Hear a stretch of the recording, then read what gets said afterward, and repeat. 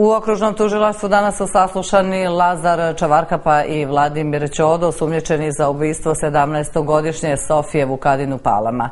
Detalje imaju kolege iz istočnog Sarajeva.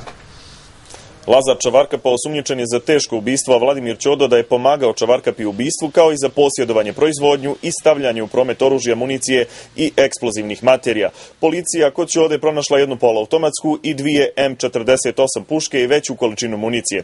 Tužilaštvo će večeras do ponoći okružnom sudu u istočnom Sarajevu da podnese prijedlog za određivanje pritvora za Čavarkapu i Ćodu. Građani Pala i dalje u šoku. Od Sofije Vukadin danas su se oprostili njeni najmiliji, rodbina i drugovi iz školskih klupa.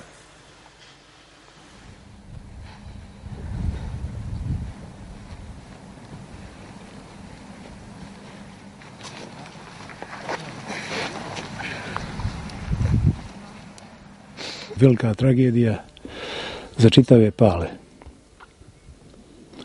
Sofija je bila divna djevojka, primjeran učenik, koja je uvijek bila vedra i nasmijana.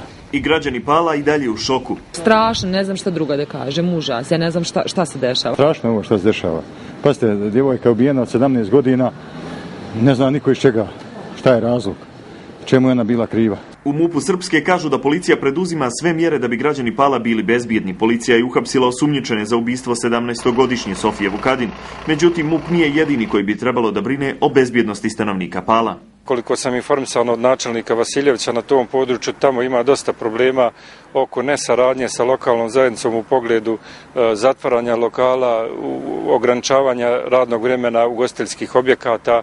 Vidjeli ste da se samo ubistvo desilo negdje oko 2:30 ujutru, oko gašenja ulične rasvjete. U opštini Pale smatraju da je bezbjednost u isključivoj nadležnosti MUP-a Srpske. Opština će, kažu, u okviru svojih nadležnosti preduzeti, kako kažu, radikalne mjere koje će se odnositi na skraćeno radno vrijeme ugostiteljskih objekata.